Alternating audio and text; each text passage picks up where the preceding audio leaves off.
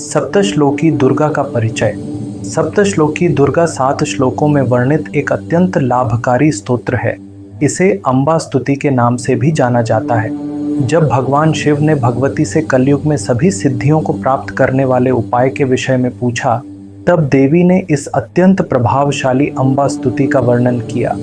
आज के इस व्यस्त आधुनिक जीवन में, जहां समय की कमी के कारण हम सदैव सरल और प्रभावशाली उपायों की खोज में रहते हैं, वहाँ यह सप्तश्लोकी दुर्गा एक अत्यंत सहज और शक्तिशाली उपाय के रूप में सामने आती है, जिसका उपदेश स्वयं माँ दुर्गा ने किया था। इस स्तोत्र के प्रभाव से मनुष्य की समस्त इच्छाएं पूर्ण होती हैं, सभी बाधाएं शांत होती हैं और शत्रुओं का विनाश हो जाता है। भगवान शिव और भगवती का संवाद। शिवजी ने कहा, हे देवी, आप भक्तों के लिए सुलभ हैं और समस्त कर्मों की विधि रचने वाली हैं।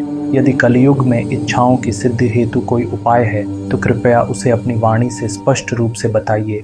देवी ने उत्तर दिया, हे देव, आपके स्नेह के कारण मैं वह उपाय बतलाती हूँ जो कलयुग में समस्त कामनाओं की पूर्ति का साधन है। सुनिए, इसका नाम है अम्बा स्तुति। स्तोत्र की विशेषताएं। इस स्तोत्र में नारायण, आर्षि, अनुष्टुप छंद तथा महालक्ष्मी, महाकाली और महासरस्वती देवता माने गए हैं।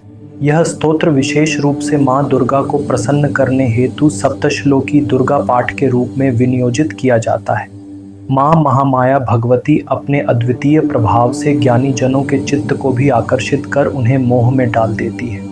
माँ दुर्गा आप स्मरण किए जाने पर समस्त प्राणियों के भय को हर लेती है और शुभ चिंतन करने वालों को परम मंगलमयी बुद्धि प्रदान करती है। स्तुति के भावार्थ दुख, दरिद्रता और भय को हरने वाली देवी, आपके समान और कौन है जिसका मन सदैव परोपकार के भाव से दयालु रहता हो। नारायणी, आप सर्व मंगलदायिनी हैं, शिवा हैं और कल्याण प्रदान करने वाली हैं। आप समस्त पुरुषार्थों को सिद्ध करने वाली, शरणागतों पर विशेष कृपा करने वाली हैं। आप 3 नेत्रों से युक्त गौरवर्णा और कृपालु हैं। आपको बारंबार नमस्कार है। जो दीनहीन और पीड़ित आपकी शरण में आते हैं, उनकी आप रक्षा करती हैं और उनके कष्टों को दूर करती हैं।